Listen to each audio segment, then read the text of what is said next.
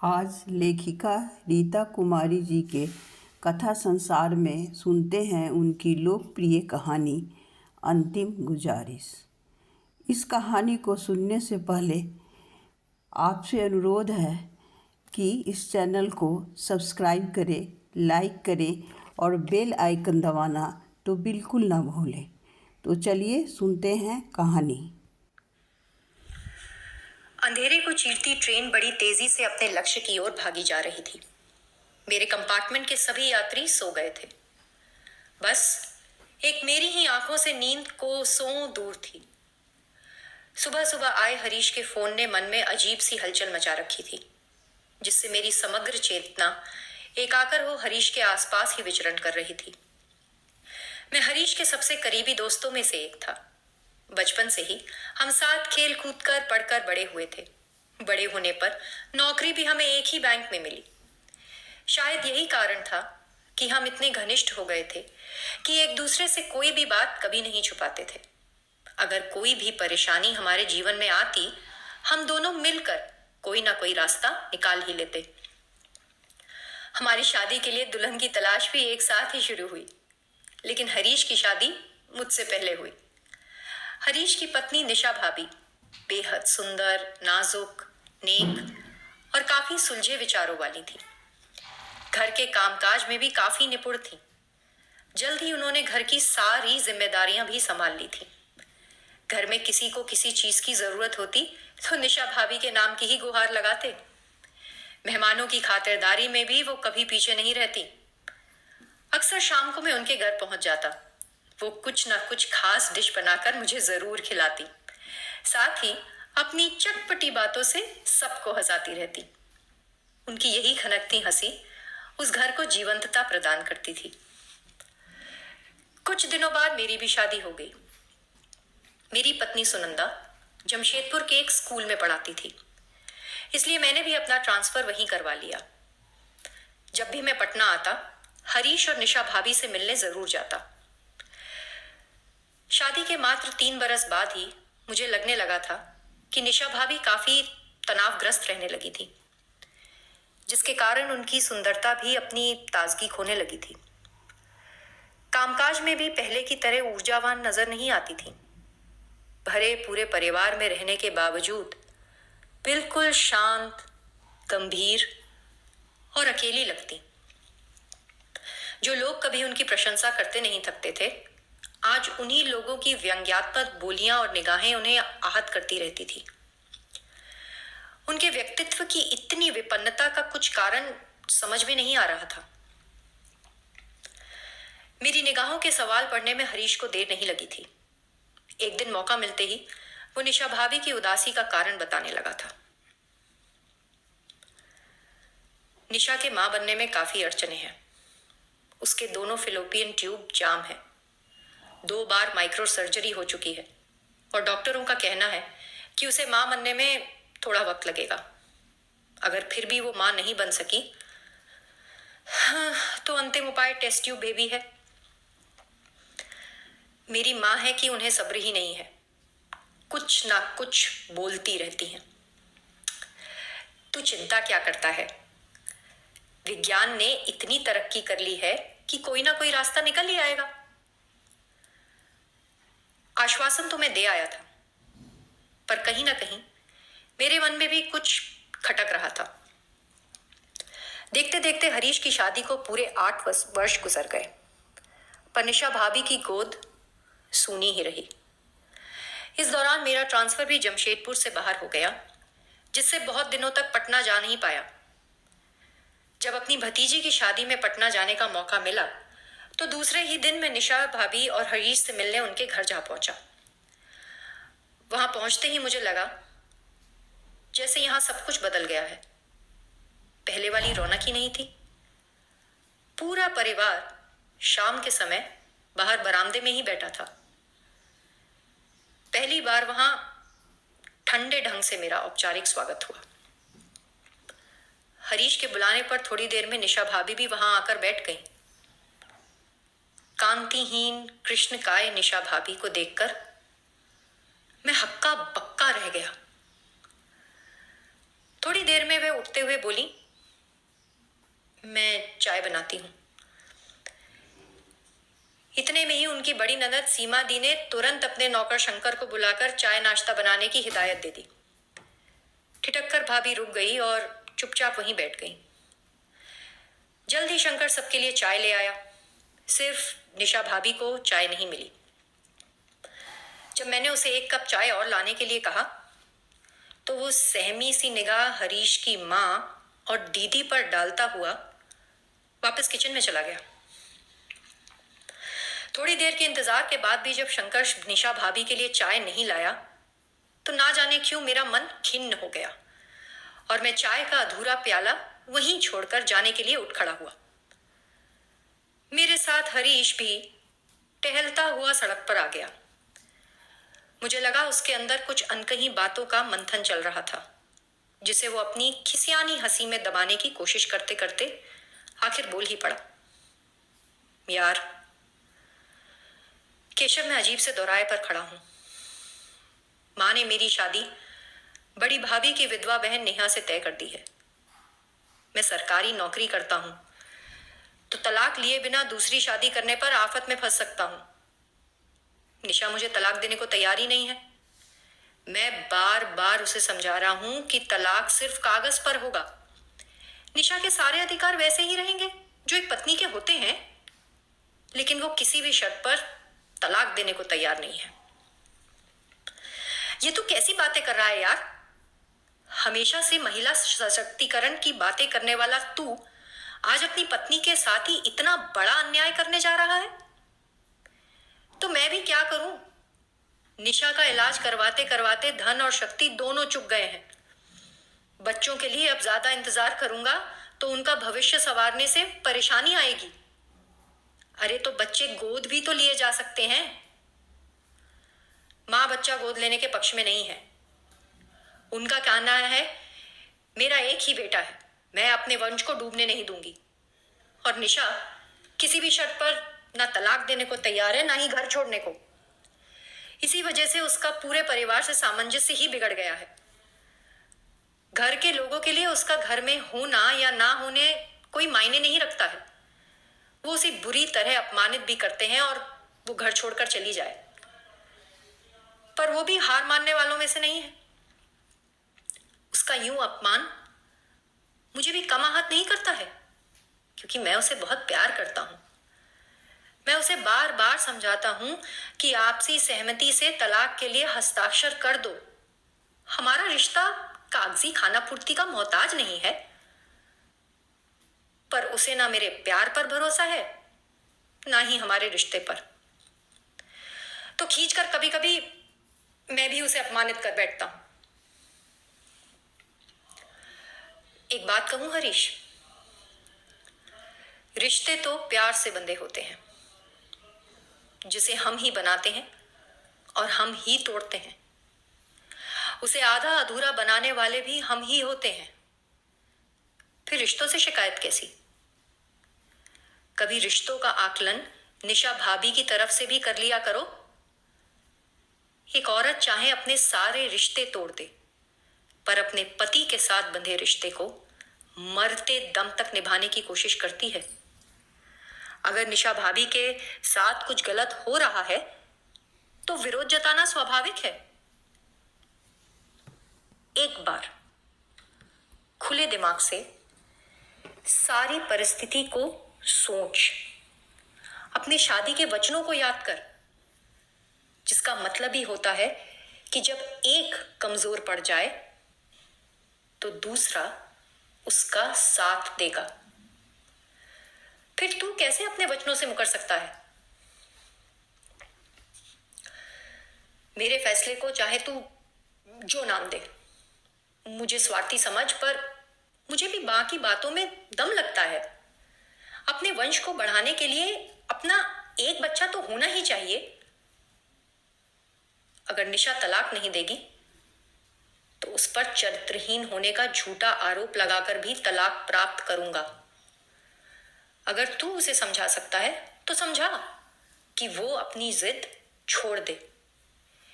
इससे उसे कोई फायदा नहीं होने वाला है। उसकी बातों से मैं अचंभित था। वास्तव में जब तक एक आदमी के मन में स्वार्थ नहीं आता है, तभी तक उसकी आत्मा का उसके कर्मों पर नियंत्रण रहता है।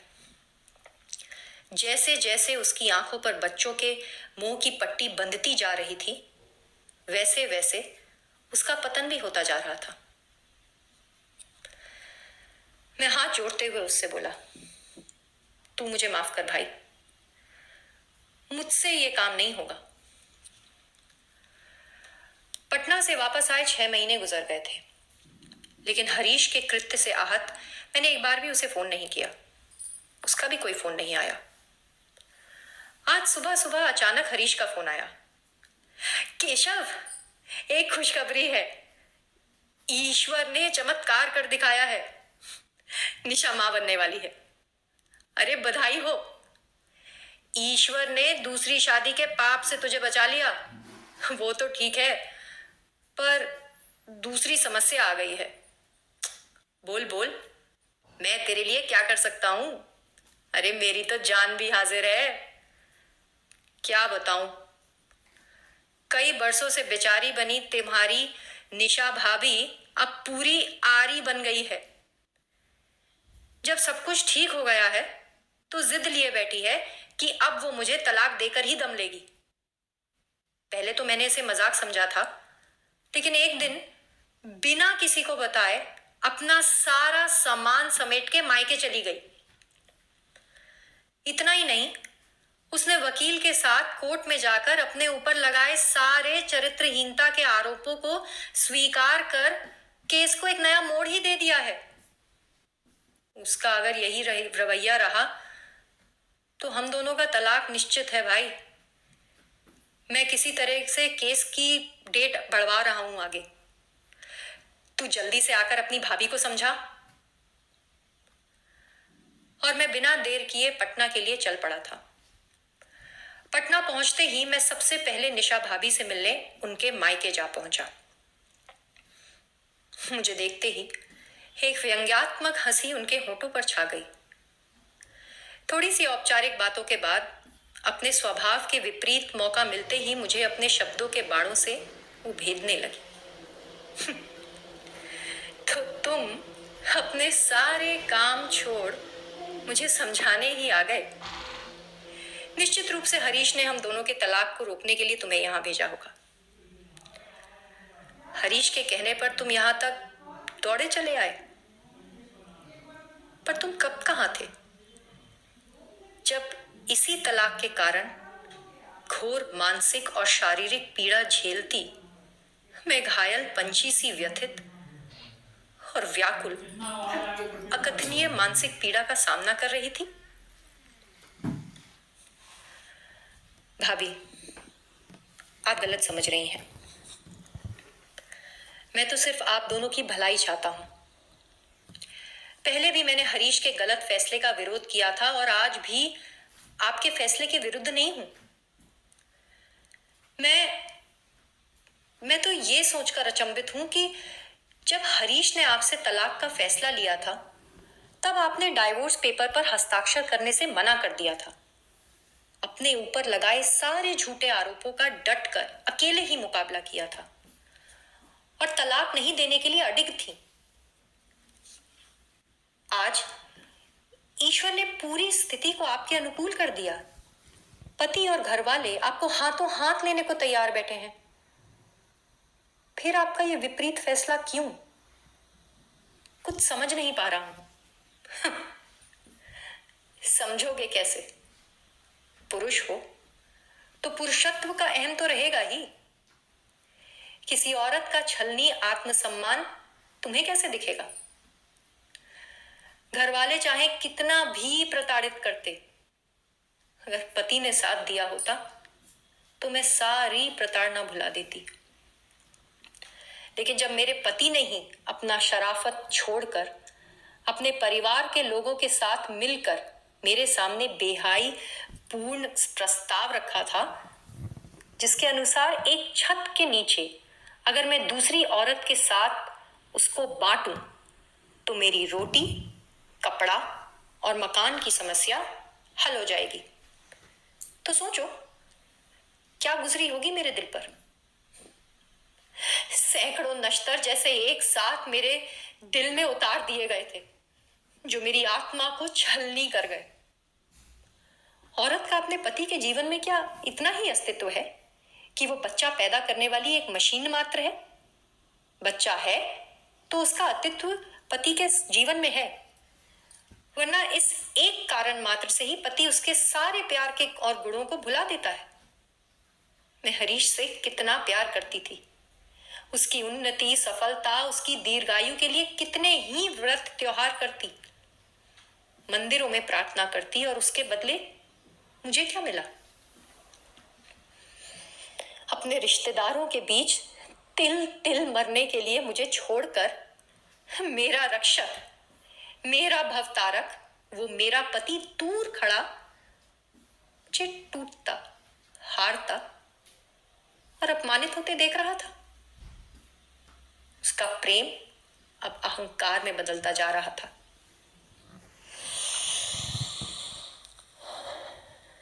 सच कहूं केशव,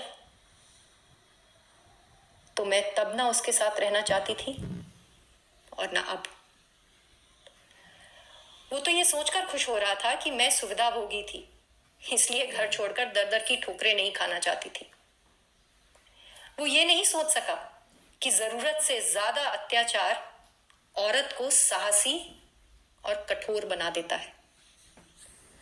मैं अपमान, दुख और बदले की आग में झुलसती उसकी दूसरी शादी में पूर्णतः बाधक बनी रही, उसके मंसूबों पर पानी फेर रही थी, और इसी कारण से घोर प्रताड़ना का सामना भी साहस से कर रही थी। मेरी एक कमजोरी उसकी ताकत बन गई थी, जिसके बलबूते पर वो मेरे धैर्य की परीक्षा ले रहा था। आज उसकी कमजोरी यानी उसकी संतान मेरी ताकत बन गई है, जिसे मैं उसे कभी छूने नहीं दूंगी। उसके झूठे चरित्रहीनता के आरोप को मैंने कोर्ट में सच्चा बना दिया है, जो हमारे तलाक का कारण बनेगा। और ये तलाक अब होकर रहेगा। वो शौक से दूसरी शादी कर अपना घर बसा ले और भूल जाए मुझे और अपने अजन्मे शिशु को, जो अब मेरे जीवन के जीने का आधार है, मकसद है।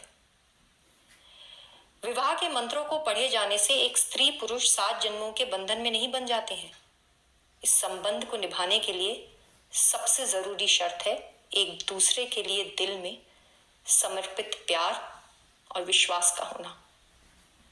लेकिन हरीश ने तो मेरे विश्वास को ही छला था। मैं कहती हूं केशव, अगर कोई दूसरा जन्म होता भी है तो मैं ईश्वर से यही प्रार्थना करूंगी कि मेरा किसी भी जन्म में हरीश से सामना ना हो।